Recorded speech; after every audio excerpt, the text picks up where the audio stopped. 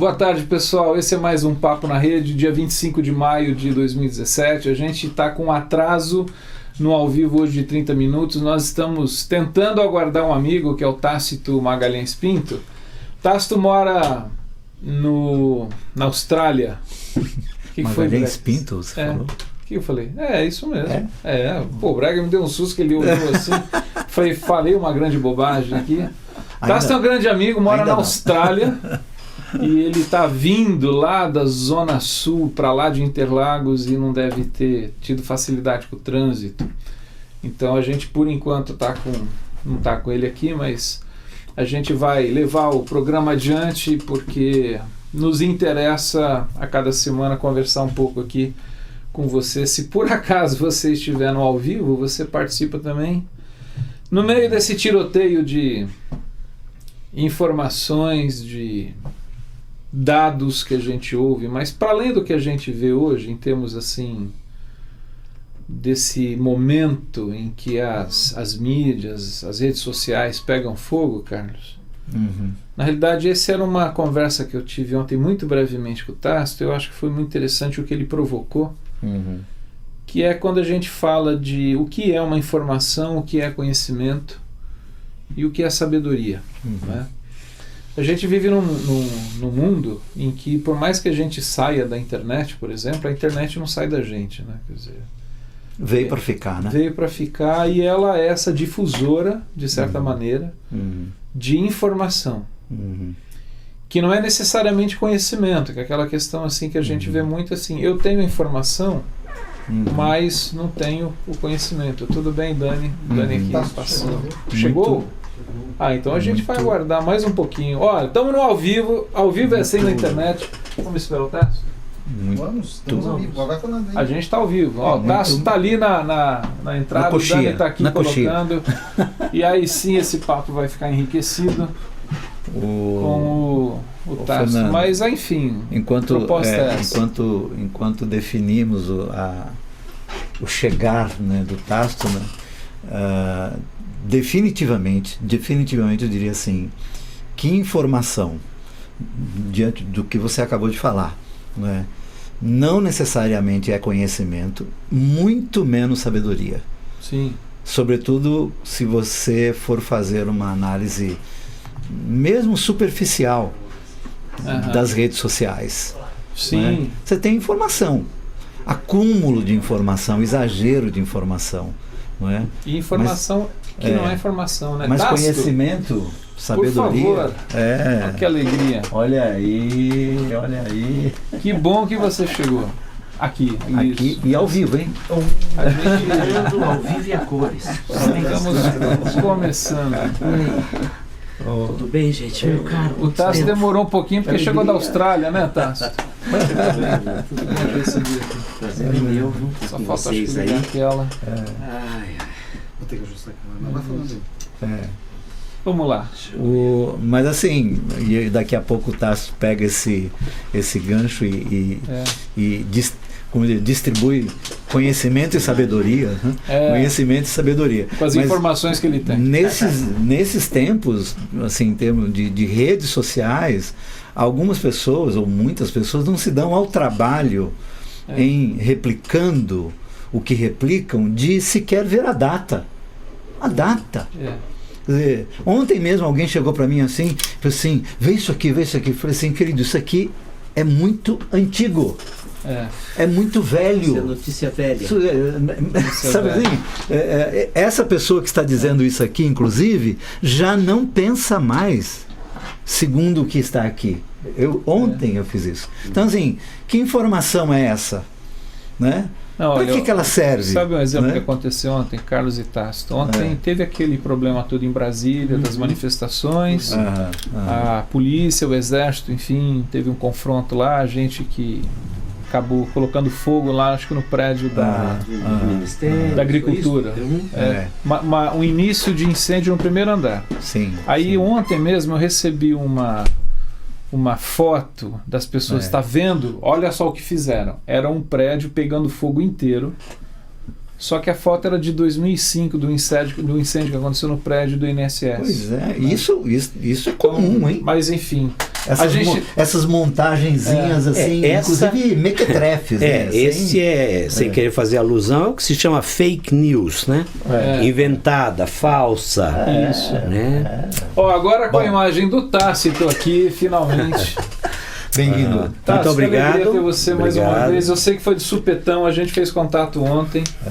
O Tácito não está morando no Brasil atualmente, veio a trabalho aqui essa semana e muito rapidamente conseguiu sair lá de Interlagos, para frente de Interlagos. Para frente de Interlagos. Atravessou São Paulo e conseguiu chegar aqui. Para quem não é de São Paulo, não faz ideia do que é isso.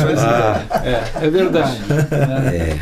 Mas a gente, até a partir daquela conversa nossa de ontem, Tássio, de conversar um pouco sobre... E a gente começou a fazer muito introdutoriamente assim, uma conversa nessa temática do que é a informação, do que é o conhecimento e do que é a sabedoria. Né? E me parece que a gente vive, me corrija se eu estiver enganado, num mundo com muita informação, com algum conhecimento e sabedoria, eu diria assim, que está uma coisa bem mais escassa, né? Na verdade, antes do conhecimento e da informação, você tem a questão do dado. Sim. Então hoje você tem muitos dados, né? Muitos números. O número processado, ele se transforma numa informação. Né? A informação processada, criticada, se transforma no conhecimento. E o conhecimento verificado na prática, colocado na prática, vivenciado, e talvez após a prova do tempo se transforma em sabedoria. Ele pode se transformar em sabedoria. Não é certo. Passa por esse crivo do tempo. Eu diria pelo crivo do tempo. E aí, essa é uma coisa que me preocupa muito hoje, ou pelo menos que eu reflito assim, é o seguinte: para transformar informação em conhecimento eu preciso ter algum critério, né? Eu não posso aceitar todo dado organizado como verdadeiro, até porque eu posso ter dado falso, né? Manipulado. Opa! Tem um livro muito interessante que eu tive a oportunidade de ler uns anos atrás, né? Como mentir com a estatística. Está em casa. Entendeu? Peguei do seu spoiler. Foi você que pegou? Está em casa, ok. Isso, como usar a estatística para manipular os dados. Exatamente. Né? Então, para transformar a informação em conhecimento, eu preciso ter um crivo, né? Ter uma peneira, ter um critério. E eu acho que e para transformar em sabedoria, com certeza eu diria o critério do tempo. Talvez alguns gênios, né, façam esse processo mais rapidamente, mas não os simples mortais. E aí é aquela história do menininho de 10 anos que tem que fazer um trabalho escolar, e aí o trabalho é sobre o descobrimento do Brasil. E ele vai no Google, Descobrindo o Brasil, corta e cola, leva para a professora. Digamos, veracidade da informação, 10. Conhecimento, 0. A informação está certa.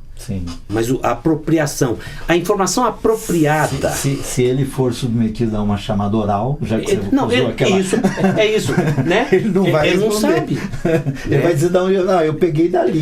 Agora, não tem uma coisa que é interessante pensar? Você falou assim, esse garoto vai lá no Google, pesquisa, Descobrindo o Brasil, tal, corta e cola, copia e cola, tal, monta o trabalho e entrega para a professora. A informação está correta, mas antes da informação estar correta, não tem um elemento também que parece que é uma coisa que se retroalimenta assim, para eu verificar essa informação eu tenho que ter um mínimo de conhecimento, até para saber se a informação é correta, e a sabedoria na escolha. Assim, como é que se articula isso? Porque eu estou falando isso em termos práticos. Eu lembro, tempos atrás, a minha filha pequena ainda foi fazer um trabalho de escola sobre sistemas, geografia, tal, e eu fiz a pergunta: filha, que site você está pesquisando? Ah, pai, eu estou vendo um site aqui. Não, mas eu tenho que saber a fonte desse site, quem é que pensou, né, que tipo de informação, qual é o viés que se dá, se é confiável. Né? Ela, por conta da idade, não tinha essa compreensão. Então, a informação ela não se transforma necessariamente em conhecimento, mas até pode se transformar no conhecimento errado.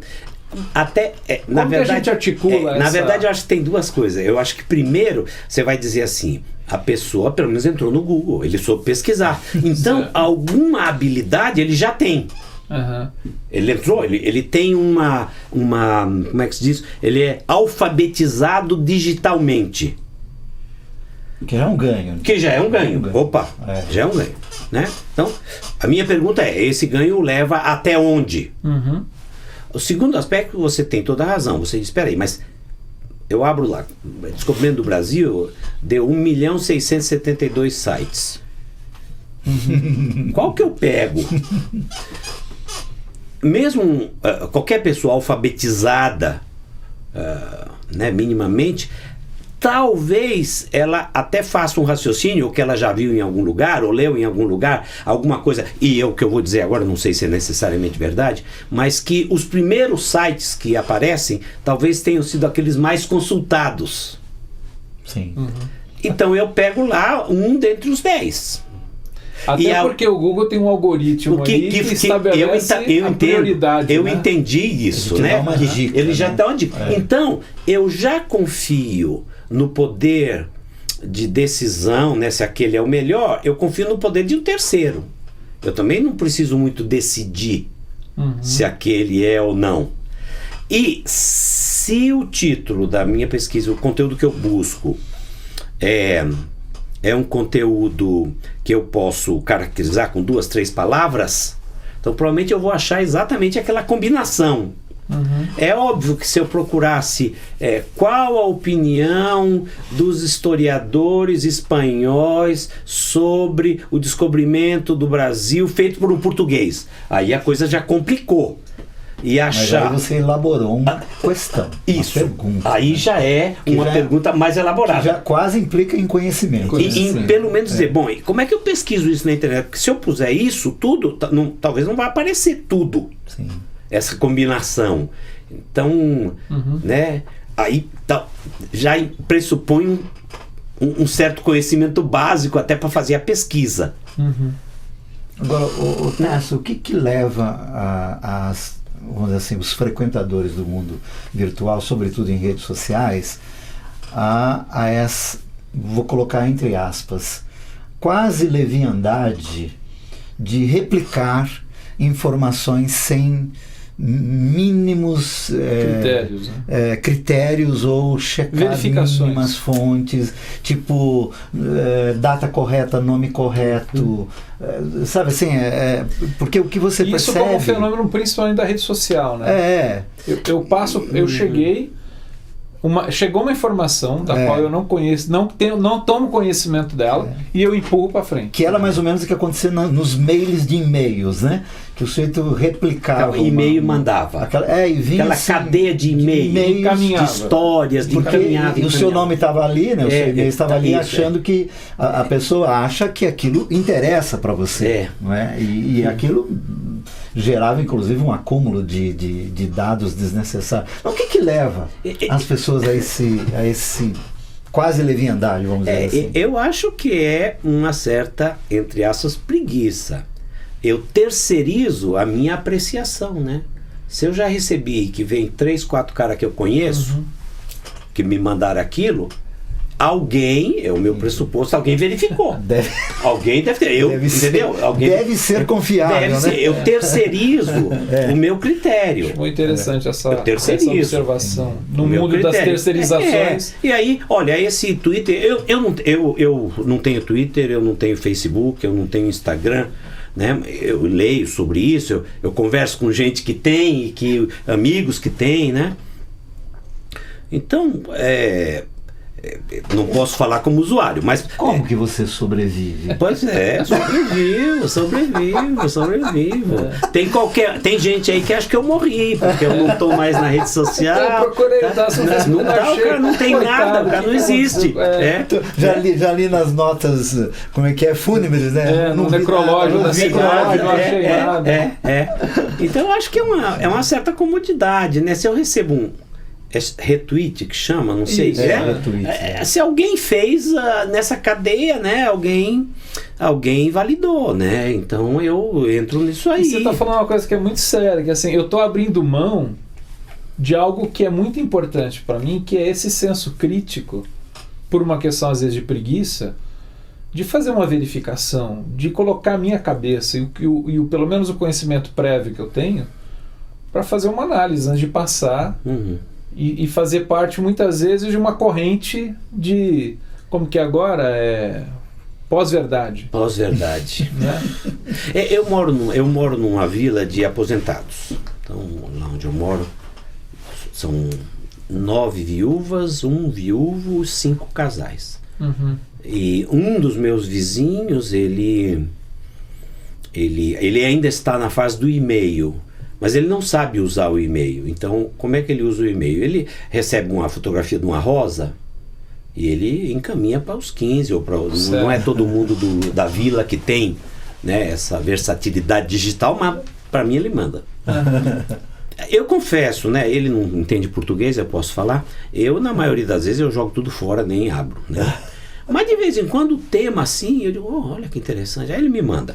Nós vivemos naquela região do mundo uma tensão muito grande com o influxo de muçulmanos, né? E que não se adaptam culturalmente, certos radicalismos, etc. E aí ele manda para mim, né, muçulmanos no Japão. Eu falei, pô, nunca ouvi falar disso, cara. Aí vou ler, né, o texto, aí dizendo, a Austrália devia imitar o Japão só permite que morem no Japão 1.200 muçulmanos, não entra mais, só 1.200, e eles têm que falar japonês, eles têm que não sei o que, eles têm que cantar o hino do Japão e tal, então controla pelo número, aqui na Austrália não devíamos. Eu falei, nunca ouvi falar de muçulmano no Japão, cara. Aí vou pesquisar em vários lugares, tem sites de verificação de notícia, de veracidade, né? E, aí, vou lá. Aí aparece lá, numa das primeiras consultas, num site confiável, vamos dizer assim, porque faz isso, né? Diz, olha, está se espalhando por aí, de muçulmanos no Japão, que só tem 1.200.000, isso não é verdade, isso não corresponde à verdade. Leia aqui relatório do Ministério das Relações Exteriores do Japão sobre isso, leia aqui esse documento oficial do governo japonês. Aquilo que ele estava mandando, que mandou para alguém, e alguém deve ter mandado para alguém, e alguém para alguém, alguém para alguém, alguém para alguém. Desinformação. Desinformação total, absurda. E ele usa para justificar uma posição dele. Isso é na sociedade em que eu vivo, é uma certa tensão, essa presença dos muçulmanos chegando e gerando crianças, né? 4 filhos, 5 filhos, 10 filhos, e, né? E então isso satisfaz uma ansiedade dele, confirma um seu pressuposto. Então ele manda. Aí eu respondi para ele, né? Eu falei, olha, eu consultei aqui, cara, cuidado com o que a gente manda. Eu sei que você é uma pessoa séria e tal, para que alguém diga que você está desinformado, que você, né, e tal. E ele não respondeu nada e continua me mandando rosa e coisa de slide. Com pelo menos são mais inofensivos. São mais inofensivos, né? O Gito, aqui de Uberlândia, mandou um e-mail agora. Gente boa. Lá do Triângulo Mineiro. Ele diz o seguinte, parecido com isso. Ele fala, olha, percebo que é mais do que a reprodução de um fake por quem não percebe o fake. Mas uma reprodução, mesmo percebendo o texto, fake desde que ele corrobore com a ideia ou a ideologia, especialmente nesses de debate bipolarizado. O que ele está querendo dizer, e aí eu queria te colocar, que eu acho que não foi a experiência desse seu vizinho, porque era um desconhecimento mesmo. Mas me parece que em alguns momentos eu vejo, eu estou nas redes sociais, e o que eu percebo lá, nesse ambiente, Tasto, é assim, essa notícia, eu não sei se é exatamente correta, mas ela tá tão alinhada com as minhas ideias que eu vou colocar ela. Conquanto eu não tenha certeza se ela é mais uma fofoca virtual que está viralizando por aí. Olha, eu não sei se isso é verdade, eu não vi, mas um amigo comentou comigo que num certo momento aí, digamos talvez 3 anos atrás, 2 anos atrás, alguém resolveu abrir um blog onde ele colocava frases, por exemplo, dos reformadores, Lutero, Calvino, e ele suprimia o nome e punha o nome embaixo de alguns pastores da atualidade que têm se destacado Certo. de igrejas grandes, São conhecidos. que são conhecidos. Então ele punha lá, não sei o que de Lutero, vamos dizer, né, sobre a salvação pela graça, tal, absolutamente verdadeiro, ou de Calvino, Tá. e punha embaixo o pastor João das Neves. Aham. E esse pastor João das Neves, por ser famoso, por escrever, né, ele também tem seus desafetos. E aí os camaradas já vinham no blog, esse ignorante falando que salvação é pela graça, isso é um absurdo, tem que ser de esquerda mesmo, tem que ser de direita, é o representante do establishment. Aham. Então o sujeito não lia nem a frase, mas lia o nome. Ele não gosta daquela pessoa, ou o outro que gostava é um gênio, por isso que eu admiro essa pessoa, como essa frase reflete a verdade. Tá? Ele nem leu, ele nem entendeu. Mas ele não gosta daquela pessoa, ou gosta daquela pessoa. Entendi. Por que gosta? Porque ele é simpático e tal. Agora, E aí, Castro, o que é hoje informação confiável? Por que da pergunta? Porque assim, nós estamos vivendo num mundo absolutamente assim, integralizado, né? Onde quase que tudo se sabe em segundos, não é? Mas ao mesmo tempo há uma desconfiança, né? Porque as grandes mídias, ou a grande imprensa, ou os sites mais confiáveis ou não, enfim, eles podem ser adulterados, eles sofrem transversalidades, enfim. O que a gente tem hoje de confiável, por exemplo, no que diz respeito à informação? Ainda mais você que não está nas mídias, né? Não está nas redes sociais. Assim. Onde você busca informação? Isso, eu ia dizer assim, eu perguntaria para mim mesmo, como você se informa, Isso. né? Olha, eu uso a internet. Eu não perguntei porque me pareceu desrespeitoso. Não, absolutamente. É óbvio que você é informado, né? Só não usa... Cara, eu consulto a internet também, tem certos jornais que eu leio, né, que eu gosto, e eu tô consciente que esses jornais também têm um viés ideológico, que não existe a informação objetiva, que isso é um mito. Certo. E eu diria, talvez não existe a informação objetiva. Tá, então essa é a primeira coisa. Sim. Não existe. Sim. Então eu tenho que ter essa consciência. Sim. Né? Recentemente não tem nada a ver, mas alguém comentou o seguinte: inimigo é aquela pessoa de quem você não sabe toda a história. E talvez a gente devesse ter essa abordagem com a informação. Qual que é o outro lado disso? Eu acho que o que os outros escrevem sobre isso? Essa é uma coisa. Uma outra coisa, também não tem nada a ver com o nosso discurso, mas eu quero aplicar. Eu tenho um conhecido e que quando você chega para ele e diz assim: cara, quero contar um negócio para você sobre o Fernando. Aí você diz: peraí. Isso vai fazer a gente ser melhor? Isso vai fazer a gente ajudar o Fernando? Isso vai fazer a humanidade ser melhor? Você me conta isso? Se o outro gaguejar com as perguntas, ele diz: eu prefiro não saber. Não fale. Não fale. Então, essa informação, cara... Então, mas aí não entra a sabedoria? Cara, entra. Só para lembrar um jornalista já com 87 anos, Salomão Esper. Uhum. O Salomão diz assim que pior do que não ler jornal nenhum é ler um jornal só, né? Com certeza. E com certeza. porque aí tem essa coisa da informação objetiva, Pois né? Que não necessariamente é. E quando você só tem uma fonte, né? É muito provável que, em termos de crítica do que se está buscando, você está pobre, né? Sem dúvida, sem dúvida. Então, ter a informação objetiva hoje está muito difícil. Mas, Fernando, você dizia, pô, mas não é sabedoria já o cara... Eu talvez, cara, talvez o que a gente possa dizer é que a cada nível de existência, de idade, de escolaridade, você tenha talvez uma sabedoria remanescente, sabe? da Sim. criação, do que eu escutava dizer na minha casa, dos provérbios que citavam, se você é religioso, da tua formação religiosa como criança, te sobra uma certa sabedoria mesmo. E talvez essas coisas estejam... sabedoria popular, né, que acontece no familiar, natural parece da que isso vida. tudo está interligado. Eu falei assim, dado, informação, conhecimento, sabedoria.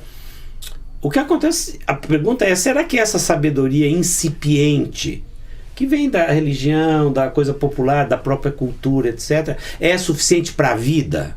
Também essa não teria que ser questionada? Também essa não tem que ser verificada? Uhum. Nós temos em português alguns provérbios que agora, né, estando longe daqui e tal, digo, caramba, que provérbio perverso esse, e quantas vezes eu repeti isso? E aí você diz assim, olha, quem trabalha não tem tempo de ganhar dinheiro.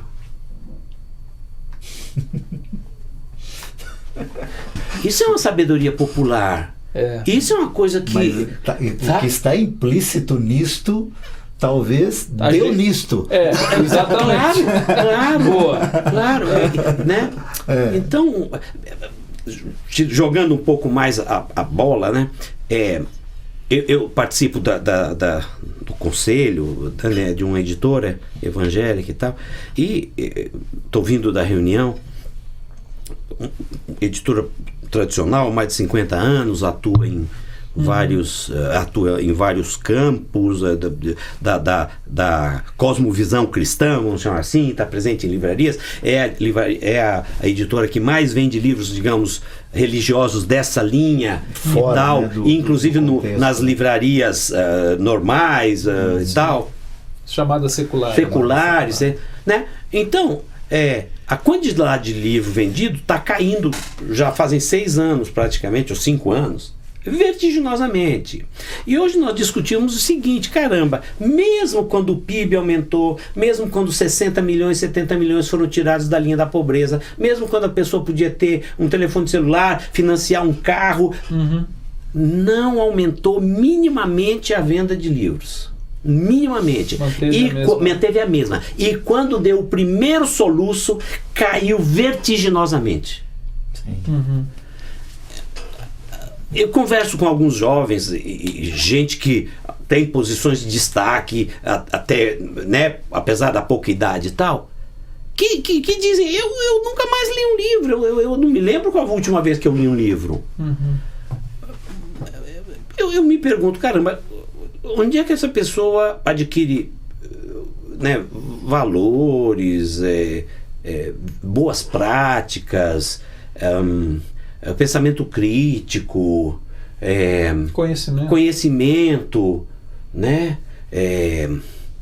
para poder criticar as informações falsas, os tweets que recebe, os comentários aqui e acolá, a leitura que faz de um jornal, ou da manchete, ou que consulta a notícia, um blog de notícias, sei lá. Não tem. Mas ele perguntaria talvez assim, mas para que, Tácito? Pois é. Porque eu tô ganhando dinheiro, eu tô morando bem, eu tô viajando, e para que isso me serviria? Uma leitura de um bom livro. E antes de chegar na resposta, numa tentativa de resposta à pergunta do Carlos, uma lógica que uma dinâmica que está movendo esse jeito, tá? Isso não é parecido à questão da terceirização. Num primeiro momento, assim, eu terceirizei o bom senso. Se o cara me passou para frente, eu vou confiar que ele foi pesquisar, então eu vou passar. Eu não estou terceirizando também, por exemplo, o senso crítico, a capacidade de aprender. Ele aprendeu por mim. E aí eu passo a reproduzir a ideia. E aí eu fico pensando, por exemplo, você usou uma expressão ontem, que são os youtubers da vida agora, os influencers, coisas assim. Os construtores de tendências, de influências. Antigamente chamávamos de formadores de opinião, mas o formador de opinião geralmente era alguém com mais cabedal. Certo conteúdo, assim, claro. Hoje não necessariamente. Hoje você tem um exército dessa turma, e geralmente alguns muito mais novos. Aí eu vou fazer uma ponderação específica sobre essa questão do tempo, da idade, o quanto que isso pesa na questão de aprofundar e da experiência e da sabedoria de vida, sem desprezar de maneira alguma a juventude, que tem um olhar muito interessante para algumas coisas. Mas me parece assim que é muito essa... para que eu vou me encher de informação para construir um conhecimento se eu estou bem, estou ganhando a vida e a vida está boa? E outra é quando eu precisar, eu acesso lá o fulano, vejo o que ele fala sobre isso, legal, e eu adoto essa opinião. Olha, eu não sei. Talvez por essa distorção geracional, né, de quem tem mais de 60 anos e você não consegue interpretar muito as coisas. Porém, até que ponto a questão de formação, de valores, também não está associada à capacidade de enfrentar a frustração? Então você pega profissionais jovens e eu trabalhei até 4, 5 anos atrás em cursos de pós-graduação. Então o camarada trabalha 1 ano numa empresa, aí não é o que eu quero, a empresa não é boa, aí trabalha 1 ano e 3 meses numa outra, e aí trabalha 3 anos numa outra, mas aos pés e tal, e aí vai para uma entrevista, e eu dizia para os meus alunos isso, olha, uma entrevista aqui, quando você pega um jovem capaz, que passou por vários setores, e você diz, olha, eu reparei que você trabalhou aqui 1 ano, aqui 1 ano e 2 meses, aqui 8 meses, por que você sai? Porque não usava o meu potencial, porque eu não via perspectiva de crescimento. A pergunta-chave para fazer para ele é dizer, me conta alguma coisa que você fez que tem começo, meio e fim. Me diz, que projeto você entrou que você acompanhou começo, meio e fim? Eu creio que nós talvez tenhamos um autor que fala sobre a esquizofrenia do tempo. Então é assim, o camarada tá na mídia, tá com o seu celular, a gente vê na rua, no metrô, em todo canto, e ele tá indo pro dentista para uma consulta, quando ele precisa ir.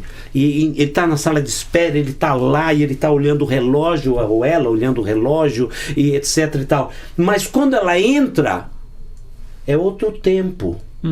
Não quer que o dentista trate ela em 2 segundos, faça de qualquer jeito. Tem que dar anestesia, tem que perguntar, tem que examinar, tem que instalar. Mas peraí, o tempo lá fora é um tempo... Tem que ser como era antigamente. Tem que ser como era antigamente. Quando eu estou lá fora, na sala, é tudo muito rápido. Mas quando eu entro, para. Tudo muito rápido, tudo ao mesmo tempo. Tudo muito rápido, tudo ao mesmo tempo. Agora, quando eu entro, a porta do dentista... Eu quero que ele gaste tempo comigo. E uma coisa de cada vez, doutor, por favor. Isso, e eu não tenho pressa. Faça o que o senhor tem para fazer. E eu acho, é minha leitura, de que a geração digitalizada das mídias não está conseguindo lidar com essa dicotomia do tempo, esses 2 ritmos. E aí, a título de exemplo, né, quer dizer, crianças nascem entre 7 e 9 meses. Pode ter Twitter, Facebook, pode ter Wi-Fi, pode ter 3G, 4G, 5G. Crianças nascem entre 7 e 9 meses.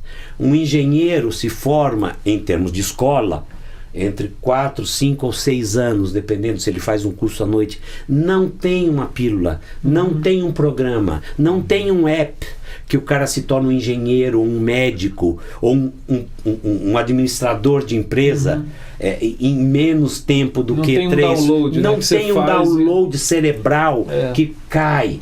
E eu creio que a questão da sabedoria, de você estar ciente da contribuição que você pode dar na empresa, ela vem com o tempo também. Eu tive uma experiência uma vez com um estagiário em uma das empresas que eu trabalhei, uma empresa multinacional, tradicional, presente no mundo inteiro.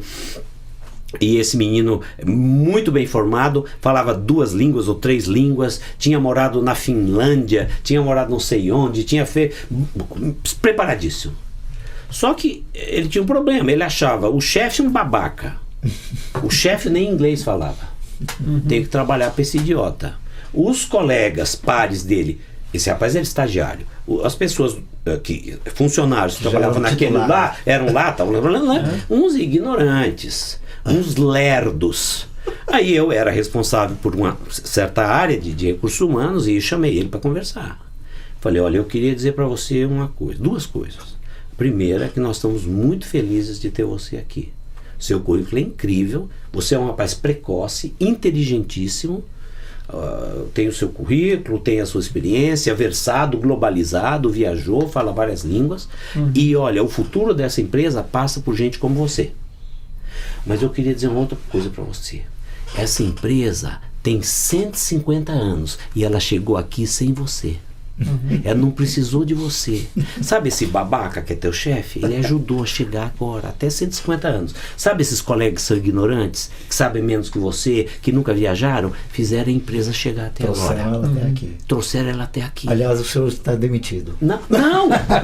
Eu disse, cara, você é o futuro da organização. Eu preciso de você. Mas você precisa entender isso. Tássio, Então, mas não tem essa coisa da pular etapas. Do imediatismo. Da precipitação, claro. Assim, de você não viver. Lembra-me muito o filme Gênio Indomável, né? Que tem uma cena que eles estão sentados na beira de um rio assim, e o menino que é gênio e brilhante, enfim, conhecia tudo por ler, né? Mas nunca tinha ido a lugares, né? E ele diz assim, ele fala, você já teve a chance de sentir o perfume da Capela Sistina, essa coisa de... Você já viveu essas etapas de ter que ser confrontado com a vida e sentir e perceber e notar aquilo que só a vida propõe? Né? Então tem essa coisa da etapa que se pula. E né? perdeu o fluxo histórico, né? Eu acho que essa é a minha preocupação. Essa fragmentação histórica. Eu brinco, né, dizendo, tem gente aí que acha que o mundo começou com a morte de John Lennon. Tá? E o que acontece para mim acabou. Para mim acabou, para nós acabou. E o que acontece também é que o acesso às mídias, o acesso a esse volume de informação na web, etc, nos iguala a todos. Todos. Só que na humanidade você tem alguns jovens que são gênios e que esses também usam, mas eles são gênios. Eles são únicos. E as pessoas comuns acham que por ter o acesso à mesma coisa que aquele gênio tem, é tão gênio quanto ele. E não é. A humanidade é formada de gente comum. Eu tenho um piano em casa e isso não me dá o direito de eu me achar um Beethoven. Não. Então eu tenho alguns amigos que eu até toco, né? Uma coisinha ou outra, né? Eu tenho alguns amigos que não tenho vergonha de citar, que são gênios. Sim. Como o Marcel Fukuyama, ou como o Thiago Cruciti, são gênios. Está fora da curva. Ah, não, mas ele usa internet, ele tem acesso, eu também tenho Twitter, eu também tenho Facebook. Cara, mas não faz de você um gênio só pelo fato de você usar o instrumento. Ah, mas eles estão na frente, eles têm nome, eles aparecem em capa de revista, eles estão... Cara, mas Mozart compôs com 4 anos de idade. Thomas Alva Edison conseguiu fazer a lâmpada depois de 40 vezes tentar. Tentativas, Tá? Aí você diz, eu não posso ser Thomas Alva Edison porque eu não tenho um laboratório. Eu não posso ser Mozart porque eu não toco piano. Mas eu posso ser um gênio porque eu tenho acesso a tudo que o gênio tem. Eu tenho Instagram, eu tenho Facebook, eu tenho vídeo postado no YouTube. Eu posso então ser um gênio. E eu sou um gênio. E não é, porque não tem conteúdo, não tem critério, terceirizou coisas básicas da vida. Deixa eu só ler um e-mail breve. A gente precisa já... Estamos no nosso... falando em tempo, mas a Neuza Figueiredo de Campo Belo, aqui de São Paulo, mandando um abraço e dizendo, esse brilhante exemplo sabe interromper outro que está falando para perguntar, isso vai edificar, enfim, só um e-mail que ela mandou, Deus abençoe a gente aqui.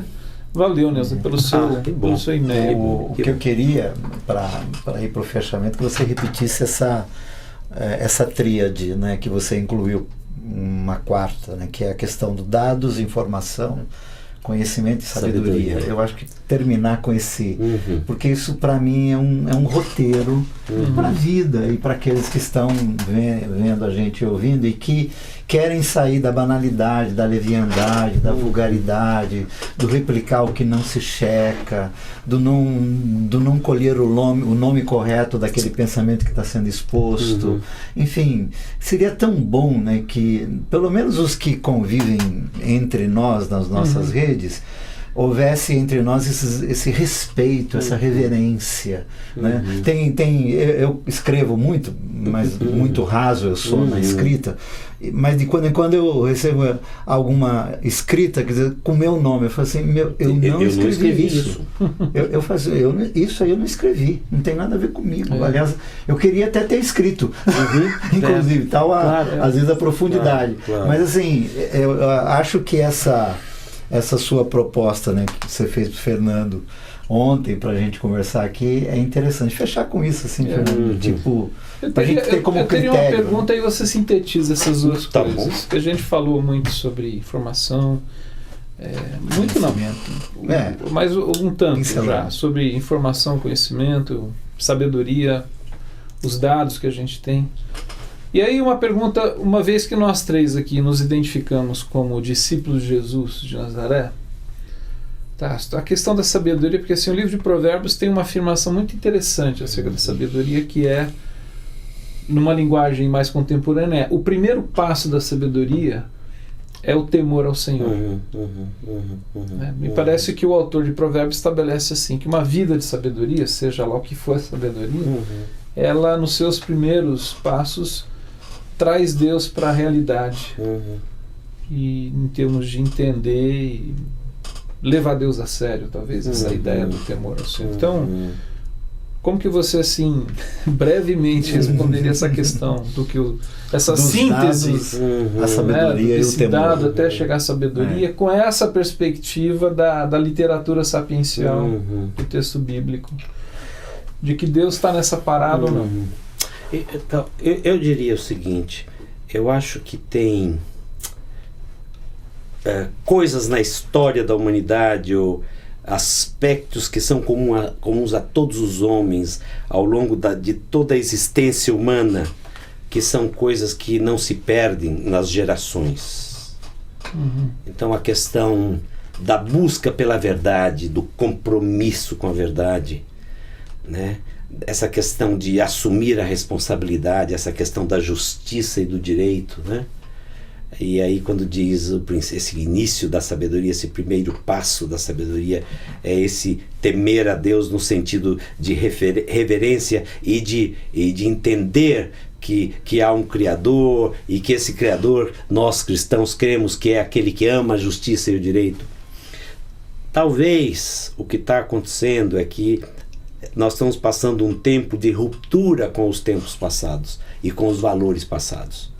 E aí eu não tenho critério mais para julgar veracidade de dados, veracidade de informações que são dados organizados segundo algum critério, e que por isso pode ter algum viés, porque eu posso pegar dados e eu quero mentir, e eu posso organizá-los estatisticamente para tentar provar uma inverdade, e que talvez até atente contra princípios da estatística, mas ele parece verdade.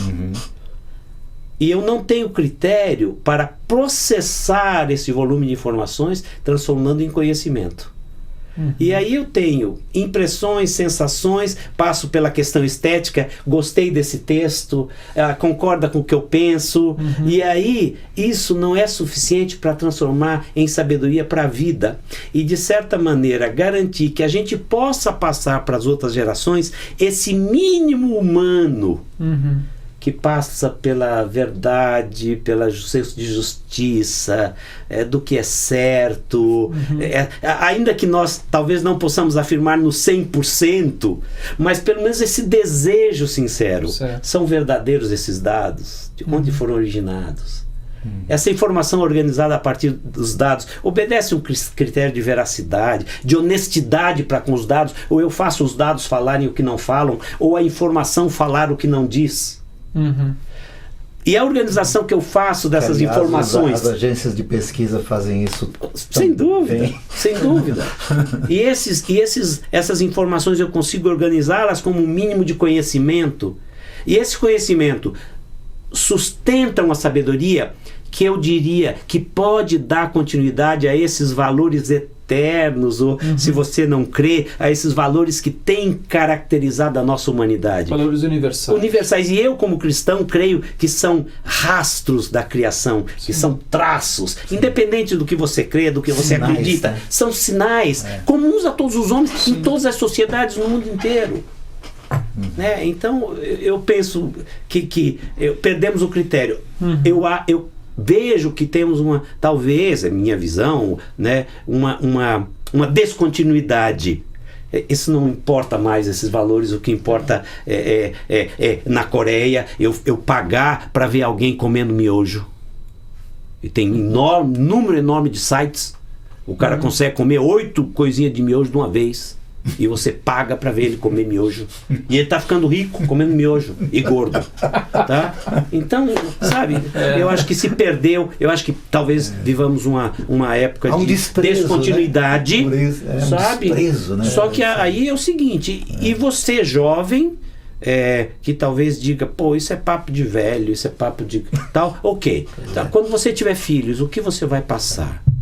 Como é que seu filho sobrevive nessa sociedade? A esperteza que infelizmente caracteriza um pouco o nosso país não vai se sustentar, não está se sustentando. Se sustentou quase por 500 anos, hein? E agora está sendo desmascarado em todos os níveis, em todos os lugares. O fim da era da esperteza. Tudo está vindo à luz. Né? Tudo está vindo Deus, à luz. Né? Então, o que você vai passar? Qual é o seu conteúdo? Né? Lembro-me de uma fala do Dr. Shedd, dizia assim, ele disse, eu ouvi ele dizendo assim, que as universidades ou a academia, enfim, torna pessoas inteligentes, não sábias necessariamente. É isso daí. Sim. Pessoal, Tasso, eu queria agradecer você pelo esforço que você fez de chegar aqui. Eu sei que é mesmo, nossa. Mas é sempre muito bom. A gente até avançou do tempo, porque acho que com você a gente ficava mais 2 horas conversando aqui. Para mim é um prazer. Tá? O tempo que você for ficar aqui no Brasil, que seja um tempo bom e Deus te guarde no retorno da sua casa, da sua família. Muito obrigado. Pessoal que mandou e-mail, a gente agradece pela participação, tá bom? E esse programa fica aí depois disponível para você ver no YouTube, aqui no site do Koinonia Online. E se Deus permitir, na próxima quinta-feira a gente está aqui com o Ronaldo Perini para falar um pouco sobre o livro que ele escreveu, tá bom? Daniel Choi, obrigado pela sua paciência e sua generosidade. Mais do que nunca hoje, tá Daniel. Bom? Um grande abraço, pessoal. Até mais. Gente. Tchau. Obrigado.